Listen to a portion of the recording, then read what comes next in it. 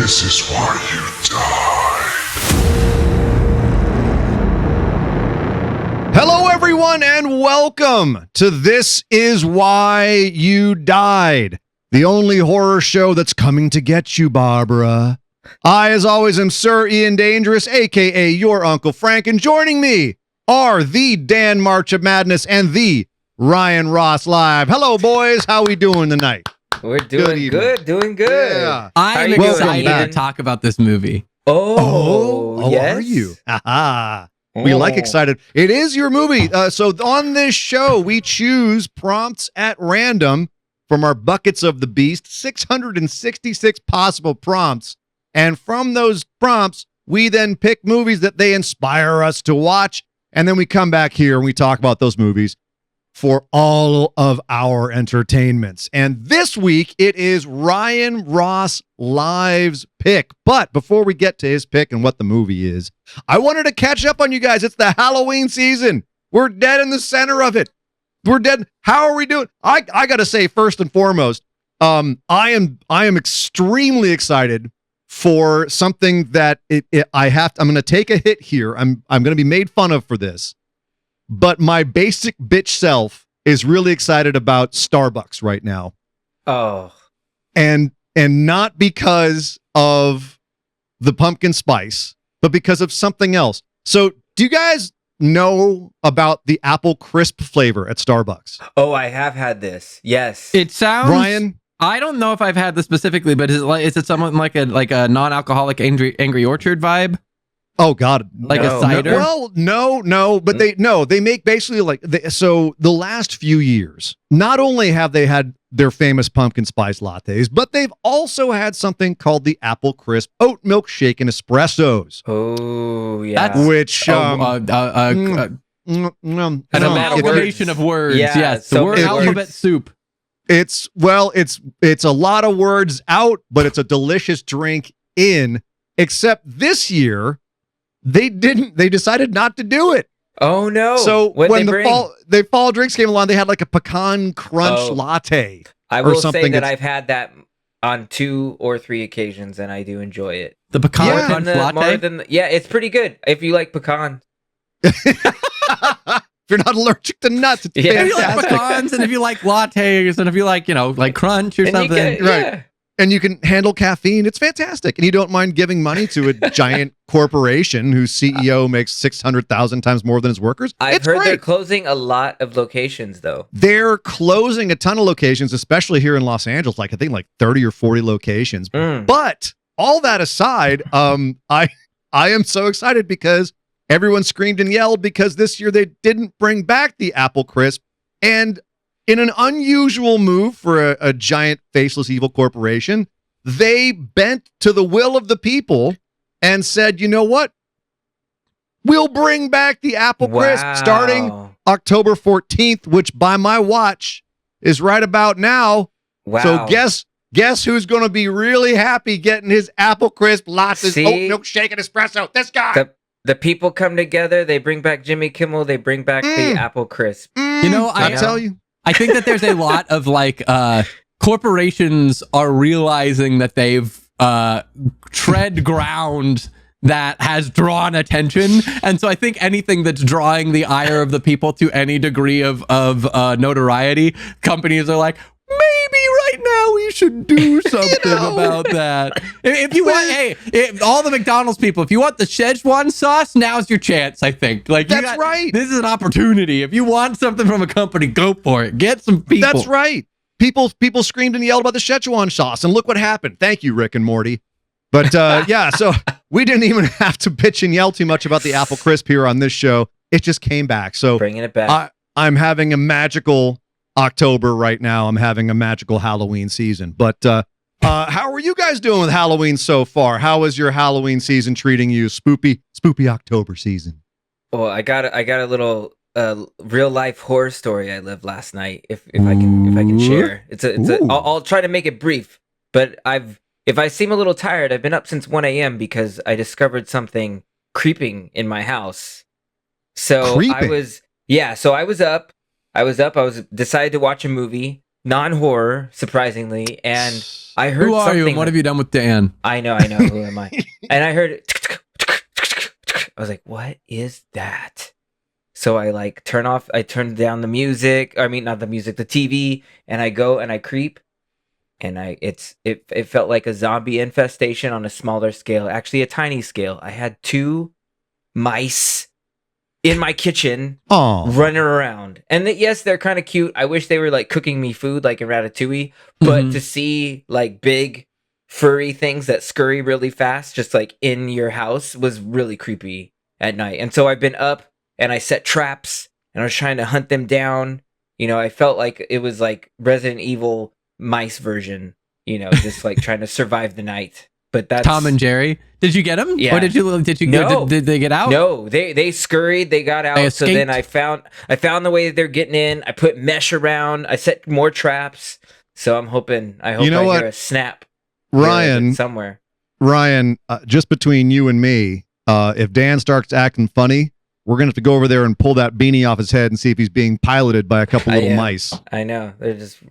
I'm just saying. Yeah. Hey, well, if we find a third one, then we know that they're blind. So Dan Tui. Yeah, right. The secret of Nim over there at Dan's house. Well, good they're luck, looking Dan. for their third long lost brother. I hope the rats don't murder you in your sleep. I hope not. As rats are known to do.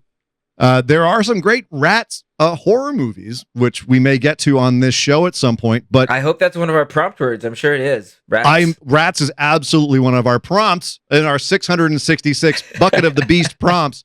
But this week is Ryan's prompt. Ryan, what was the prompt that you drew, and what movie did you make us watch? So I got Infect.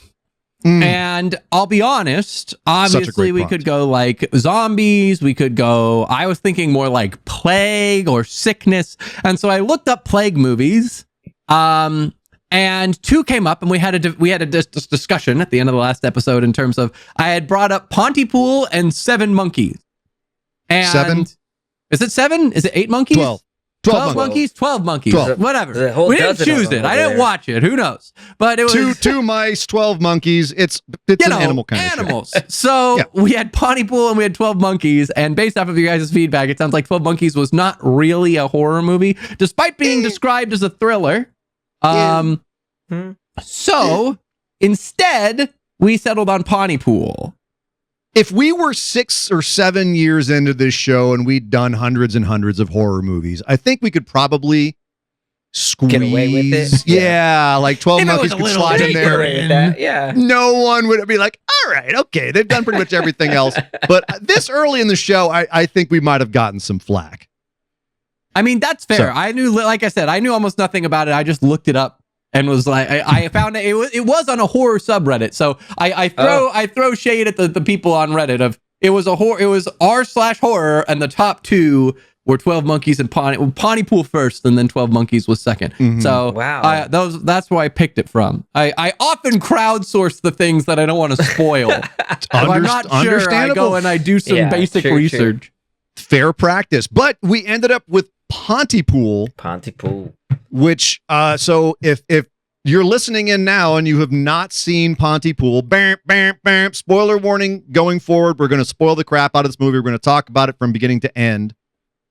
Has anyone here seen it before we watched for this show? Dan! Hands up. Yeah, Dan, I'd seen it once. You had? Yeah. How long ago had you seen it? How much of a new experience? A while. I think it was like right when it was about like available for on demand or wherever I ended up watching it. I know it's older, so I can't remember how I watched it, but I did not go to the theaters, but I remember hearing a lot of buzz about the movie. So as soon as I could like see it at home is when I watched it. So it's been a while, probably since like, a few months or a year after it was released.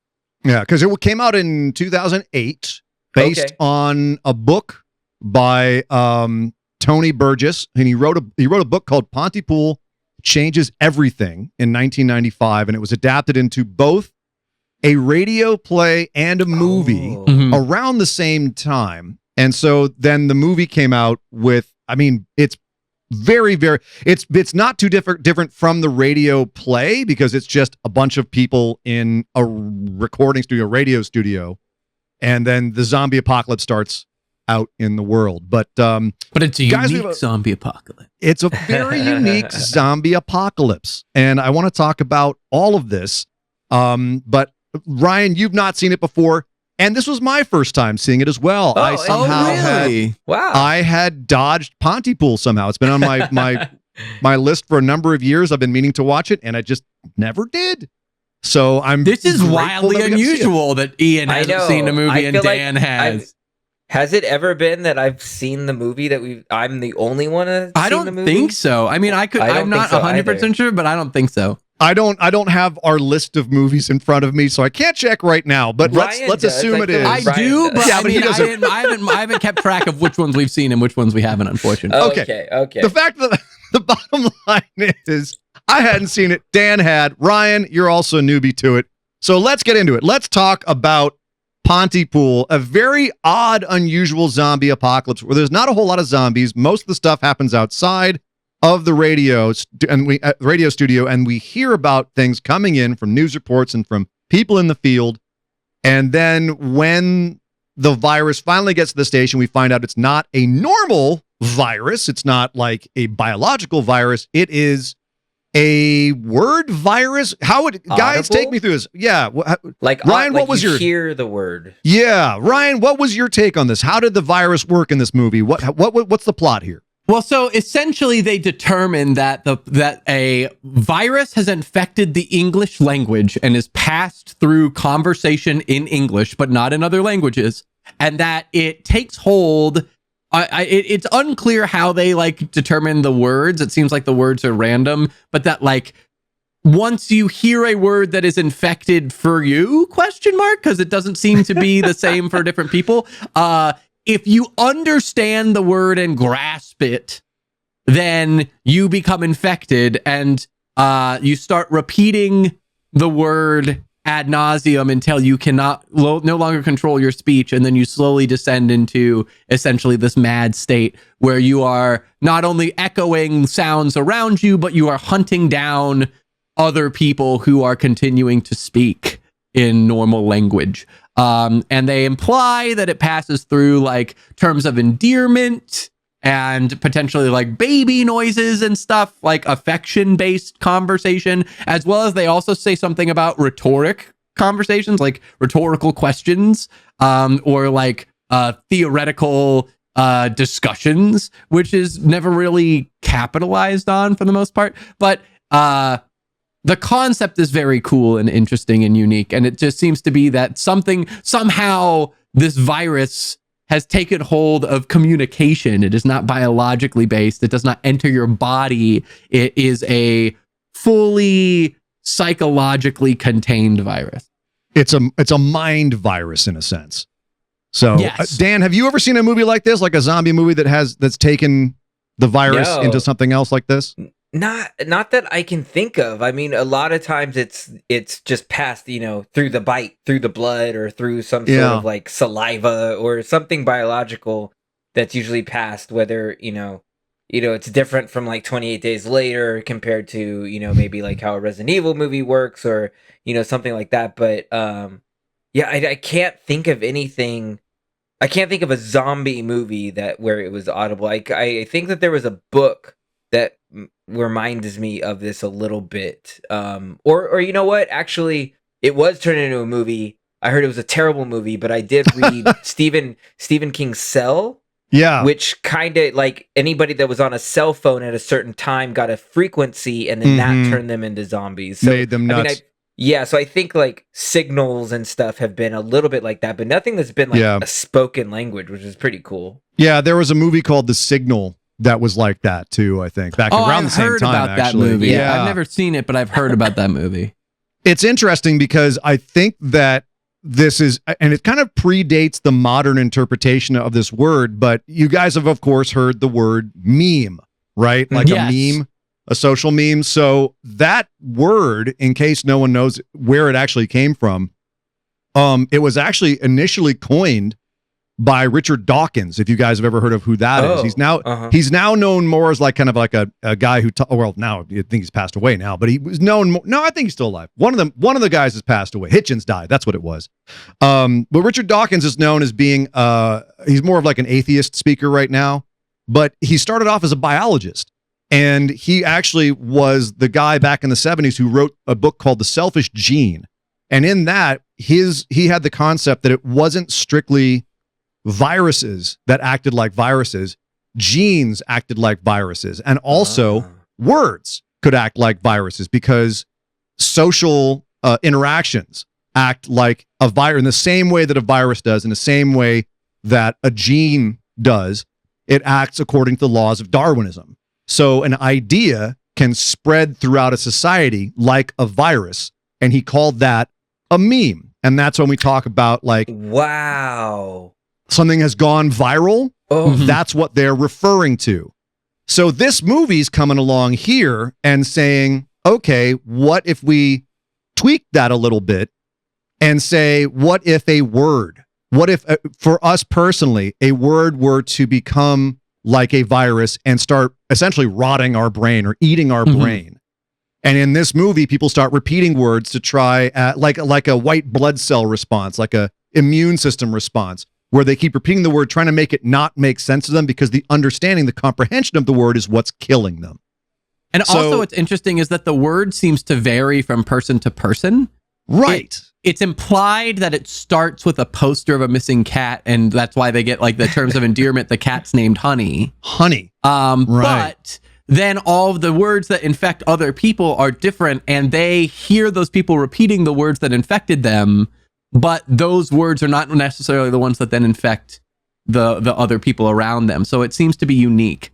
And it's interesting because terms of endearments, right? Honey means two things, right? It means I love you, I mean person who I care for, but also stuff that bees make.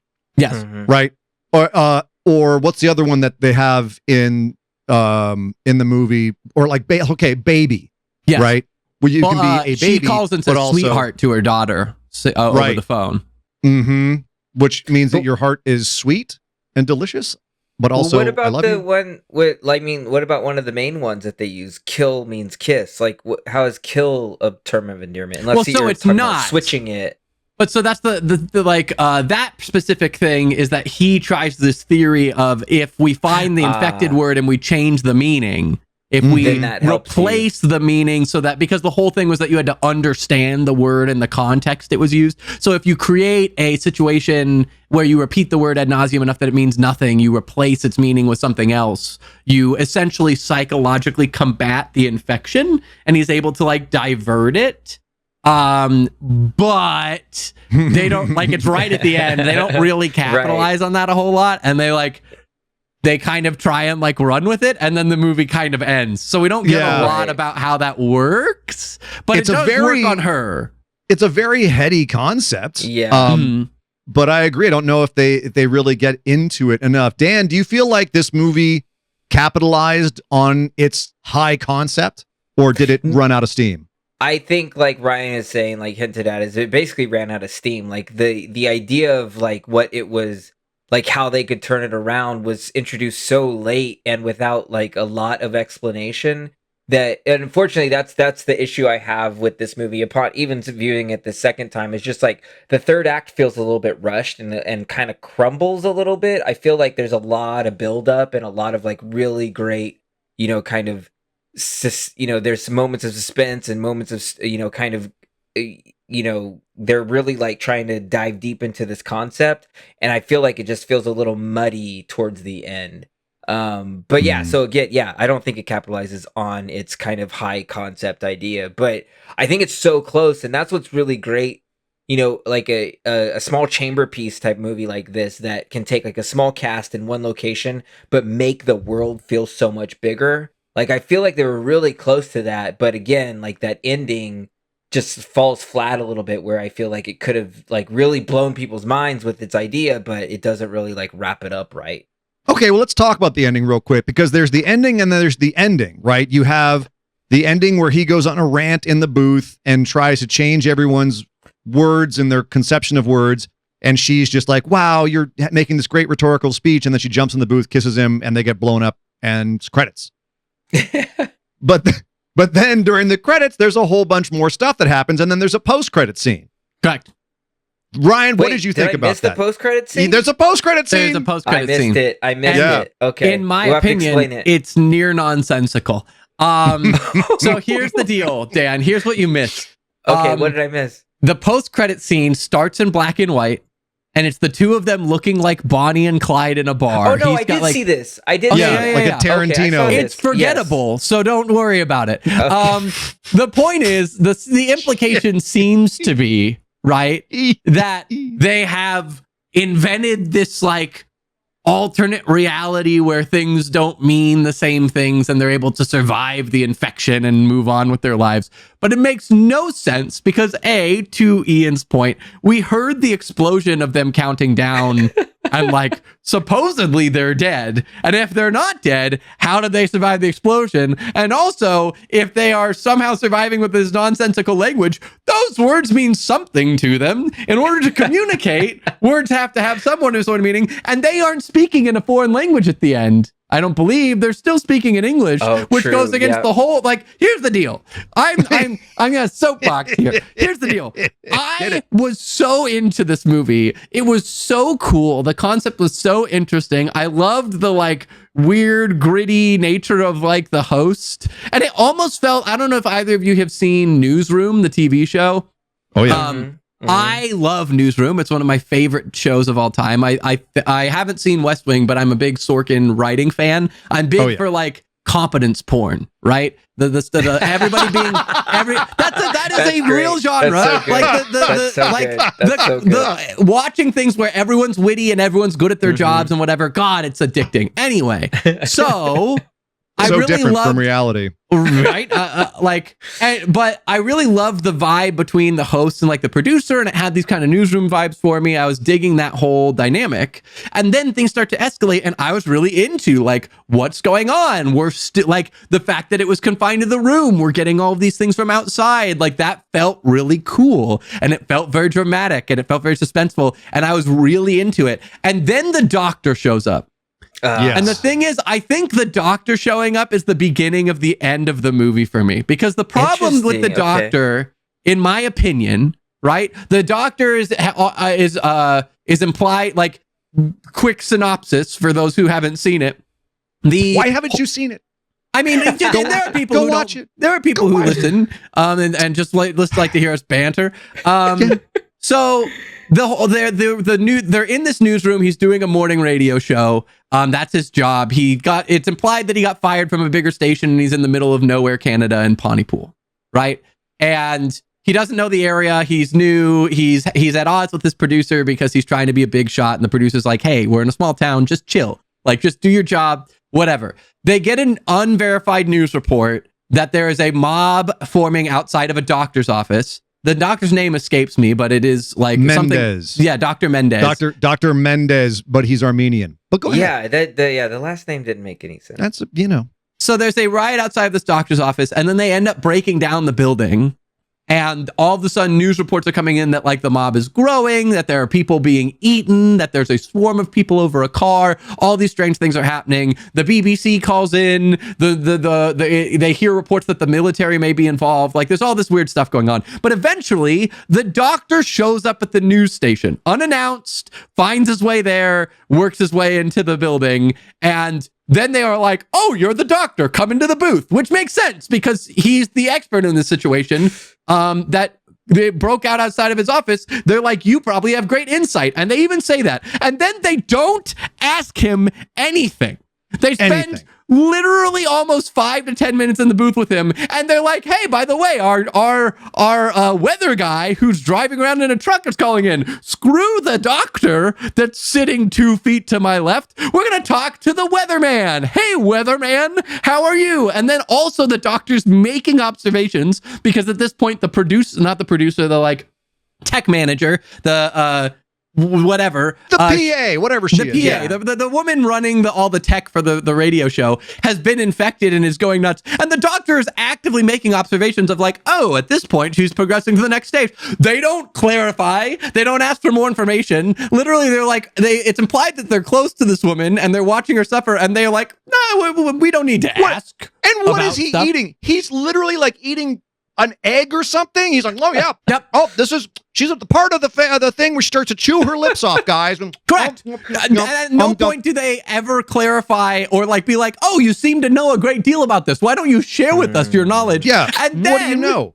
They go through this whole thing. Then they imply that he's infected, but then he starts speaking in other languages to protect himself or whatever. They abandon the doctor, which essentially like undermines the entire purpose of the doctor being there, right? Like you did not utilize the doctor for the narrative role that the doctor is there for. The only things that he shares are like, it's spread through English, it's not in other languages. And also, oh, by the way, they will parrot you and they listen to you and they hunt you. Like he gives some nuggets of knowledge, but all of them are proffered by him. They're like, none of them are actually question. They don't interview him at all. They don't like pull any info out. And go ahead. Yeah, and no, just to add on, I'm going to pile on here with you is that they're in a radio booth. The entire rest of the movie, we have this constant thread of we're on air, keep it live, keep stuff coming. We need to keep constant audio because it's radio. If we go and go quiet,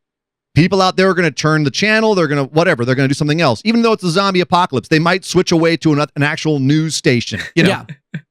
But this is the one part, the doctor's there and they're just sitting there looking at each other, not saying anything. And I'm like, you guys are still on radio. You have a doctor. Do your job. Well, not even to mention that literally they're having this radio show. He came to the radio station and then they go through this whole thing and he's like, yeah, it's spread through language. And then he's like, should we be talking then? He goes, actually, you know what? Probably not. And then he keeps talking. Yeah. So we go through this whole thing, right? We go through this. I'm sorry, Dan. Go ahead. No, go for it. No, please go for it. I want you got to finish your rant. You're in the rant. You're in the zone, Ryan. Go. We go through this whole thing. The doctor is essentially a useless character. We've completely wasted his role. And then we have these weird sequences. We have this fight in the hallway with this little girl that's from the Armenian, like the Lawrence of Arabia play or whatever that they imply, and she's just still there for some reason. And I thought that was awesome. I loved that. I love that. I think they were called the Lawrence of Arabias or something, right? Weren't they like a plural version? I thought it was like a musical that was being put on locally or whatever. They were but regardless, it was pretty bad. Little bit of trivia. The dad in the group was Burgess, the author of the book. Oh, which is cool. Okay. Yeah. Okay. Little trivia. But Ryan, continue. The girl is still there. You're mad. They have this fight with her, and there's this really weird freeze frame in the middle of that fight. I thought, the movie was broken. I thought my TV was broken, and I checked it on 2 different versions to make sure it wasn't just me. There's this really weird, she goes down and bites the woman, and then he tears her off the woman, and then he throws her down, and there's this freeze frame on the hallway, and I checked it on 2 versions. It's just this weird they're cutting away from that because the sound still goes of them kicking the shit out of this little girl. Yeah, but it's just this they're really not showing strange freeze frame. Like, he essentially vanishes from frame. Well, they go out of frame and they have the camera on the wall of his face, like his morning show.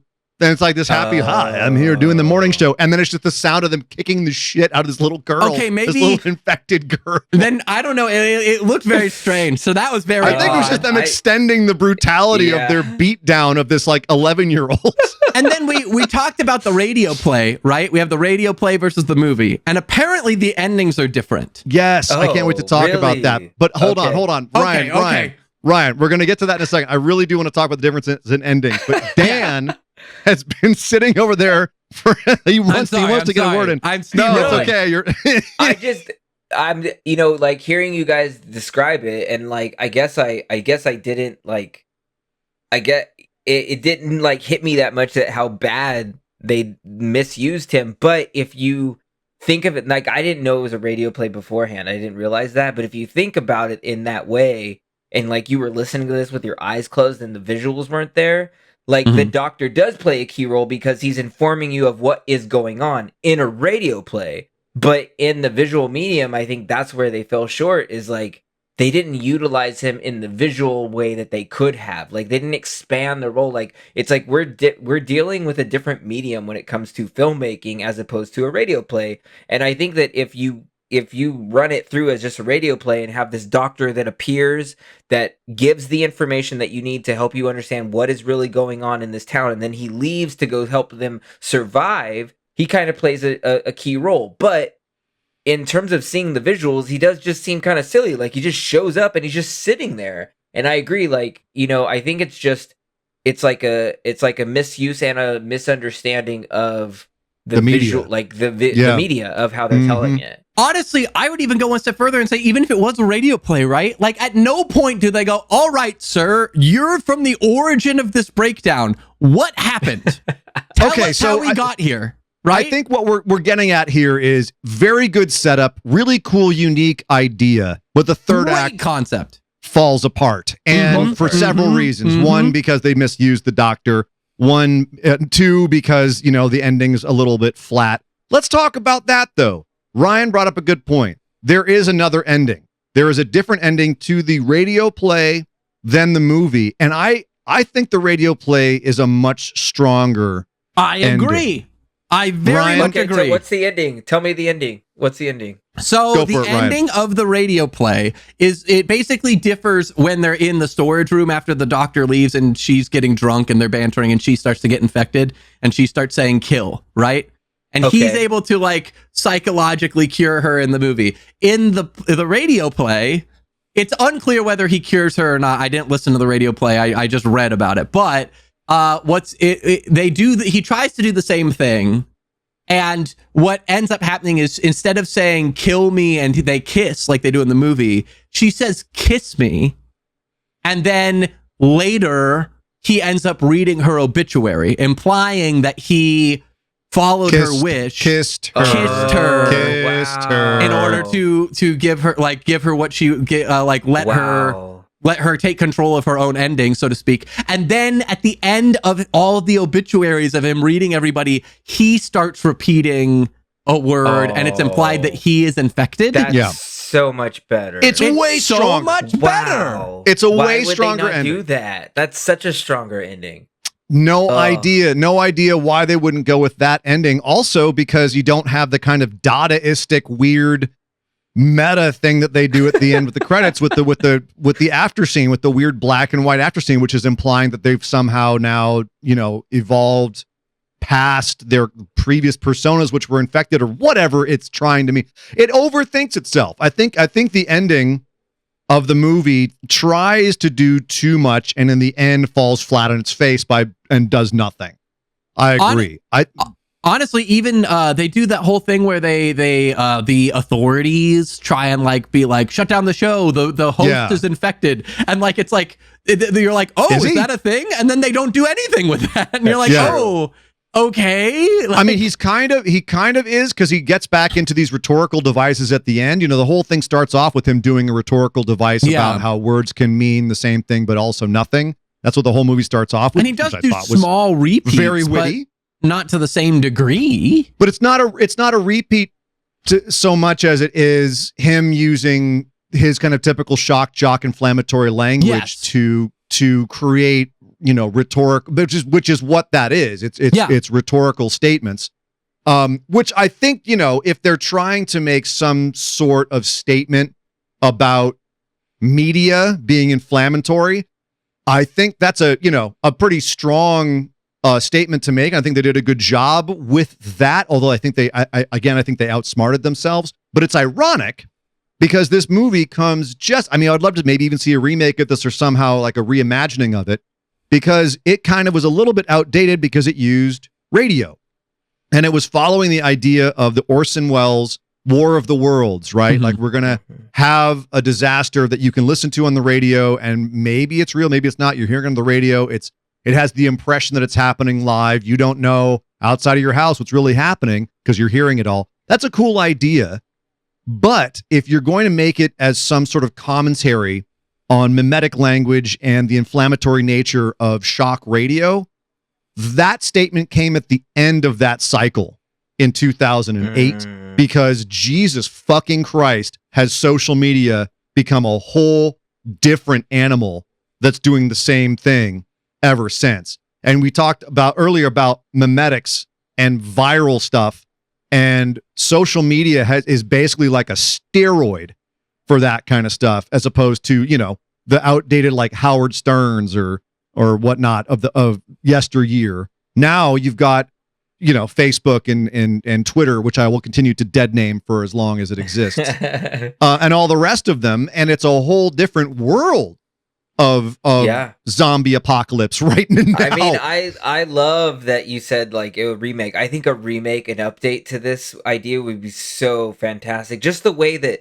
I mean, you really, with social media, there are like two sides of things meaning the same thing. Like, especially when you talk about politics, like you can get the same story and people will, completely twist it for their own political beliefs for each side. And it's like, and that's the same thing that I think that they're going for here. Of absolutely. Like, you know, it's like the words can mean different things, and then like a word becomes dangerous. I mean, what, just seeing this now, and I'm like, how old is this movie? Because it's so timely now. If they, like you said, if they redid it of just like a certain word being said and that becomes dangerous, and then like trying to be silenced, and should you silence yourself, and should you not say these words, and what should you say, and how do you censor yourself to save people or to protect people, is so prominent right now that I was like, further than that, not just that the word is dangerous, your understanding of the word. So what if we were to twist that a little bit and have people have different understandings of the same word? We're now in the post-truth era, right? The post-meaning era. Anything can be twisted to mean whatever that you want, with enough time and effort. So why, you know, I absolutely think this is still a relevant idea that could absolutely have some legs. So I, you know, in that sense, I think this movie's still very, very relevant and worth checking out. I think a really cool thing is you could even explore, to your point, the subtext of like, if considering the understanding is the infection, right? If multiple people hear the same thing, but only some of them are infected because it means a specific thing to them, and that's the meaning that's infected. Was like, to your point, the different understandings of the same thing, taking things in different contexts and absorbing them through different perspectives and lenses, and like, does that alter the way that you are infected or who is infected? Is it like certain, and even if you went beyond the political angle, if you had like multiple political parties or whatever, and different members of both sides are infected, and you're like, oh, like there's, the meaning is ubiquitous amongst these groups, but then within the group, some are infected and some aren't. Like, you could get very tiered and meta in that way. It would be very complicated, but it would be very cool. It'd be very cool, and especially even with the movie's sense of isolation, right? Mm-hmm. The whole idea that we're isolated in our own little rooms and things are happening outside, and we're not sure of what's really happening. There's a lot here that you could really work on. They've actually been trying to get a sequel off the ground ever since, and it keeps being announced and never happening, and announced and never happening. So who knows? But that being said, like, overall, guys, it sounds like we found it was an interesting movie with some big downsides, some plot holes, some flaws, but ultimately thought it was good. But let's do some awards here. Mike Logan Award, our Fuck That Guy Award. Anyone in this movie? Do we have a fuck this guy in this movie? This is a pretty sympathetic cast from top to bottom, I'd say. I don't know that there's a strong candidate in this one, because we really only have 4 characters that we actually can speak to, right? It's the 3 in the news station and the doctor. Hold on. This is an award that we can all agree on. We don't have to pick our own.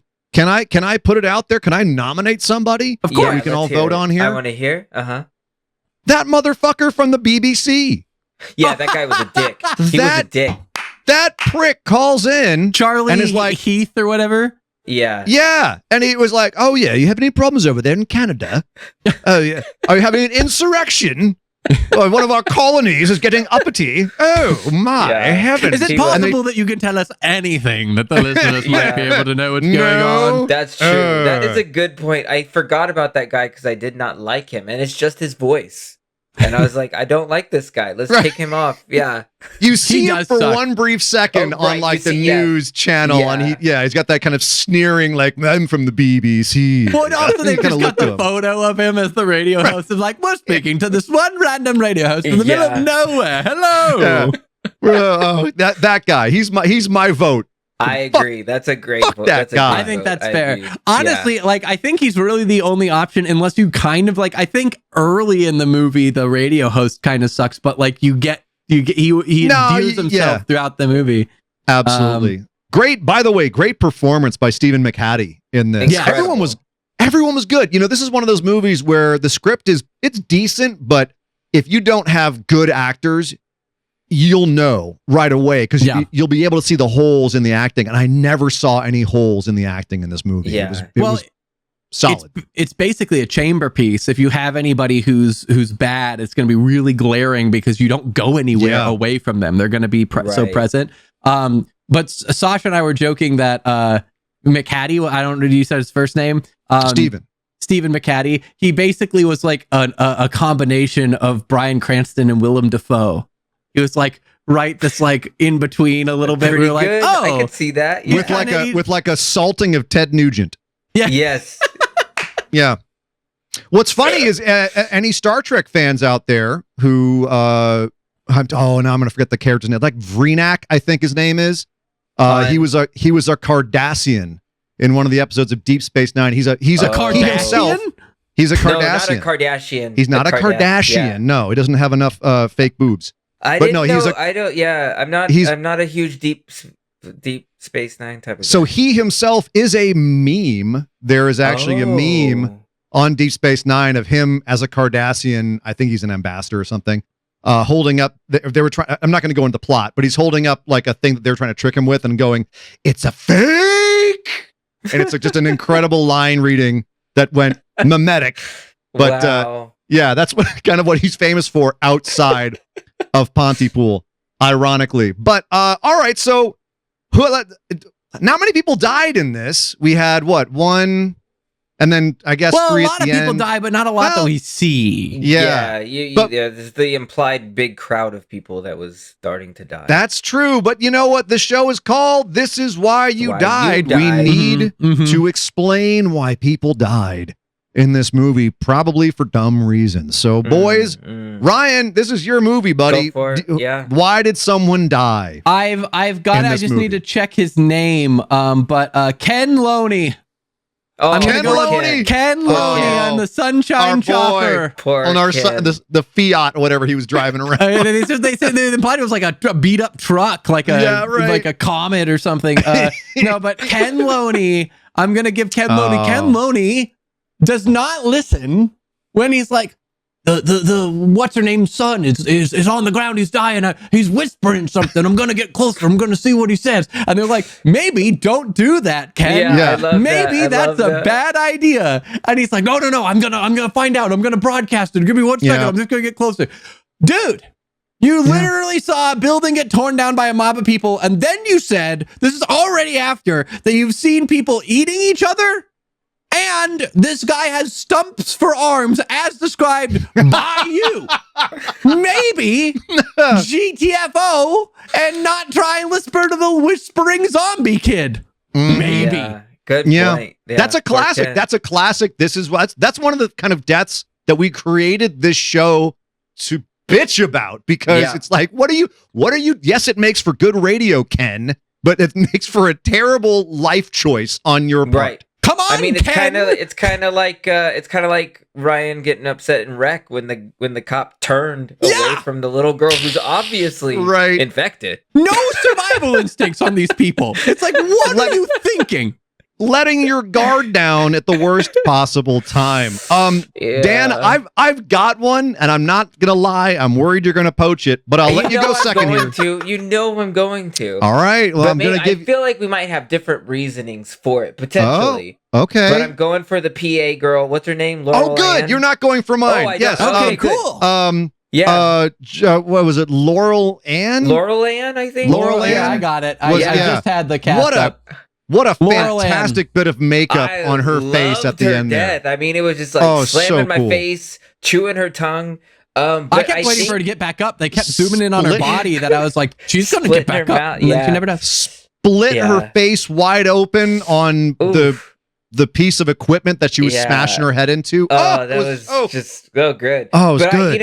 I think, I think she just like had too much of a crush on our man, on our radio host, because she was really listening to him, and I think that's when the affection came in. Like she was listening to every single word because she really looked up to him, and careful about repeating it. Getting those crushes on the older men, girls. It was very unsettling to see her just standing there going, I was just like, what is going on with that girl? Like, I'm going to throw this out there, Dan. I think this is a girl dad answer right here. I think you're being protective of true. the young girl on the show who's falling in line with this kind of asshole shock jock guy. Yeah. And you're like, come on, girl, make better choices. I know. Bring someone wholesome home to dad. I think you found it. You found it. You cracked it. Oh, there it is. So who's yours? So I'm actually, I don't know if we ever got her name. Oh. But mine is the little girl that we just talked about. In the wildly inappropriate Lawrence of Arabia family, the one wearing the darkest dark face. I guess what would that be? Brown face? Whatever it is. Maybe this is a road we shouldn't tread. I'm not going to speculate. Suffice it to say that her parents in this movie, in order to have her singing about the desert, painted her a color that no Canadian should be painted. For the radio, by the way, which isn't on camera. For the radio. Amazing gag. And then she gets infected, and then they find her later in the lobby sitting there and just kind of mumbling to herself. And then, in classic "This Is Why You Died" fashion, she decides to jump two full-grown adults, one of whom has downed half a bottle of Glenfiddich at this point, both of whom who are high on edge right now. And she decides to try to take teeth to them. And so as a result, they take boots to her. So this is what happened. This is what happens when you, little 80-pound nothing girl, try to take on two fully grown adults. You get your head stomped in. This is why you died. Wow. Right there. Also, can we talk about that the zombies are called conversationalists? Which is so cool. Yes. Like, it's never stated in the movie. This is just something that I found. But they're called conversationalists, which is so fascinating. It's also kind of overthought, too. Like a little bit. You know, I'm glad they never said that in the movie. I feel like they only explored it for like maybe a scene or two, but I really loved when they started really storming the building and you heard them repeating the exact words. And she's like, that's my voice. That's my voice. Yeah. But I feel like they only really like used it in that time. There could have been a scene later where like you thought you were talking to somebody else and it ended up being like another person that was mimicking. Like that could have been used later, but they just kind of left it there for the moment and then that was it. I think there's one scene, and then we're going to get to rating this movie. There's one scene that I think is kind of exemplary of that aspect of this movie, and that is when they're in the storeroom and she's starting to lose it. She's starting to get infected, and he's trying to work out what's causing the infection. And he starts talking out loud in English again because they were speaking in French for a while. And he starts talking out loud. He starts, figuring it out. And she says, you keep making up your own rules. You keep breaking your own rules. And I think this movie breaks its own rules so many times that it's like it doesn't have any. It like makes up a whole bunch of them, and then it forgets them. And I want to take a moment. I don't know if this is going to get picked up on my mic. I don't know if you guys can hear that in the background. I don't hear anything. Nope. What is that? We're just watching you stare into the distance. Okay, well, there are coyotes literally freaking out outside of my window right now. Oh. So just a little aside there. I might cut that out of the audio show because it doesn't play on radio. How ironic. But for the live listeners, you see me looking away because there's my friendly neighborhood coyotes are screaming and yelling out there right now. But I think that's exemplary of this entire movie is that it's breaking its rules too much. It doesn't really have any rules that it sticks by, and it tries to posture itself as being a lot more deep than it is. And if there are actually deeper meanings and messages to the movie beyond what we've been able to parse out, I think it's too deeply buried and they might have overthought it a little bit too much. But honestly, I'll even go one step further and say, like, there's like, to Dan's point, I think there's a lot of cool stuff that could have been done that wasn't. I think like the parroting Echo thing could have been very cool. It's almost not explored at all. Like one of the things I was saying about the conversationalists, they said that there's 3 stages to the infection. The director like came out on record saying that there were 3 stages of you start repeating the word, and then you start having trouble communicating, and then you basically go so crazy that in order to try and cure yourself, you eat through someone else's mouth. And it's like, that's terrifying and really cool. Never in the movie at all. Never even touched on. And like, also, Dan, you were talking about how the whole, like the scene where they lead them away with the loudspeaker and they're like, what do we do? It's like, they have this whole, the name of the producer is like Sydney Breyer or whatever her name is. Right. Sydney Breyer. Sydney Breyer. Yeah. Sydney Breyer's alive. It's like, out of all the messages, why would you only make it about one of you? Like, what, is Sydney Breyer a celebrity in this circumstance? Like, do people know who Sydney Breyer is? Why are you choosing Sydney Breyer's name? Like, they literally have SOS, and then I don't remember what the third one writes. One of them writes another thing of like. I think Sydney Breyer is alive because it is a rhetorically complete sentence, and it's just the first thing that they could think of. That is it is self-completing in a sense, but yet also open-ended. So, you know what I got from it, and I'm completely wrong, was that because she could not get in touch with her daughter, she was hoping that message would get to her daughter, that people would know that she was alive. Because couldn't she get didn't she really need to get and talk to her daughter? I thought her daughter died on the phone while she was talking to her. That came across as being infected. They imply that her daughter got infected. It's not clear, but it's implied that her daughter got infected. But also, to your point, I did think about that. Of like, maybe it's trying to get back to her family. But also, it's like, so you were just screwing the other 2 guys that are here? Like, there are 3 of you. Why would you make a message that's focused on only one of you? It's like, we're in the radio station. I thought Save Our Souls was a great one. Like, do something that's informative to the group of you that are survivors in this situation. Don't just be like, hey, can we make the message just about me? Well, to be fair, we all agree Dr. Mendez was expendable. But all right, so it's time to give it our Scully Awards. It's time to rate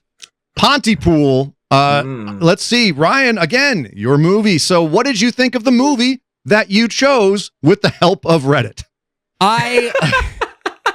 I really, like I said, I was super into this movie up until about the doctor shows up. And then like, I was still into it for a while, but it just steady declined. And then about the time that they get into the storeroom and like, I think the moment that they kiss is the moment that the movie just goes completely off the rails for me. I'm like, it completely loses itself. And it's such a bummer because it's such a cool concept. And then it just doesn't capitalize on it properly. I debated the score. I had to settle on a 7.5 because it did get me to think some philosophical questions. I liked the concept. I liked the way that it made me explore, like, this isn't a biological virus. Like, could something even possibly exist only in the theoretical that could latch on to the consciousnesses and psyche of people? Like, that's a cool conversation piece that brought up. And I liked all of that, which weighted it higher. And then they just waste stuff that just pulls it down. So 7.5 is where I settled. It's good, but disappointing. But not mind-blowing. Dan, March of Madness, what did you rate Pontypool at the end of the day? How many Scullys it get? I mean, I guess I'm not as like strong leaning on the 0.5 because I'm settling on a 7. Oh! And that's just because, like, again, the third act falls apart. I think it doesn't really pay off these amazing ideas it's setting up.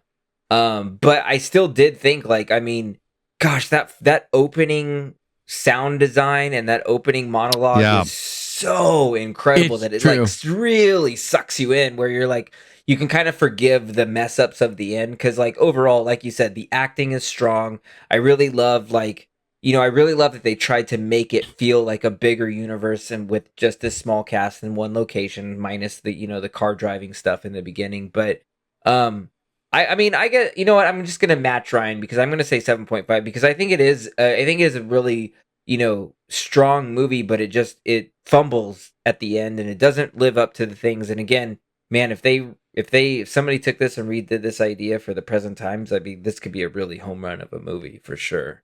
Yeah. So, but yeah, I'll match Ryan and I'll do 7.5. And it's funny, this might be the most on the same page we all have ever been on this show, because you guys Really? just basically said exactly what I feel about this movie as well, that it's got a lot of really, really strong points. It's a great original take on a zombie apocalypse, on a zombie infection, on the concept of infection. It has a lot of really interesting things to say about speech and conversation and the idea of social memetics. But it also has a lot of big flaws in the third act where it kind of falls apart. And I would normally say this is a 7 movie, but so many of the technical aspects of it, between the cinematography, the fact that even though we're in one space, they always keep the camera moving, they have really good shots and really nice lighting. The acting is, as I said, it's just completely seamless. There's so much that they get right about this movie. I've got to give it an extra half a point and say a 7.5, same as you guys. So across the board, we got 3 7.5s for Pontypool, which is a strong score. It's not a knock on the movie. If you look at at the way we score movies, that's true. It's actually it's pretty solid. It's up there. It's not bad. It is the first time we've all agreed on a score. It's there are there's 2 other movies in which we were only 0.5 off. I feel like this one's kind of a Silence of the Lambs is only 0.5 off because we gave it almost a perfect score. Rare Exports was the other, actually, for our holiday special last year.